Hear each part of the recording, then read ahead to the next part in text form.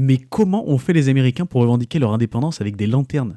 Bouge pas, je te raconte. Chaque semaine, je te présente un lieu, une histoire, une page de mon carnet. Toujours sur le Freedom Trail de Boston, on se retrouve aujourd'hui devant Faneuil Hall. Si aujourd'hui ce marché attire les touristes, comme moi, à l'époque, il servait à préparer une révolte. Dès 1741, un groupe de résistants commençait déjà à s'opposer à la couronne britannique. Parmi les voix qui s'élèvent, nous retrouvons le tout jeune Paul Revere, dont on a déjà parlé précédemment. Il ne le savait pas encore, mais il allait bientôt devenir un élément clé de la Révolution américaine.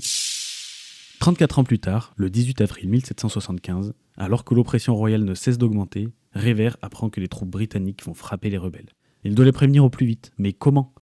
Un signal lumineux. Depuis le clocher de l'Old North Church, il fera briller des lanternes. One if by land, two if by sea. Une si les soldats viennent par la terre, deux s'ils viennent par la mer. La nuit tombe déjà, les soldats vont arriver. Et deux lueurs apparaissent dans le clocher. C'est le signal. Revere monte à cheval et entame sa folle chevauchée jusqu'à Lexington. Et l'histoire bascule. Sans ce signal lumineux et la course de Revere, la bataille de Lexington aurait été une catastrophe et l'armée britannique aurait sûrement pu endiguer la révolution. On va s'arrêter ici pour aujourd'hui, mais le chemin de la liberté n'est pas encore totalement fini. Retrouvez-moi la semaine prochaine pour l'épisode final sur le Freedom Trail. À très vite. Ciao.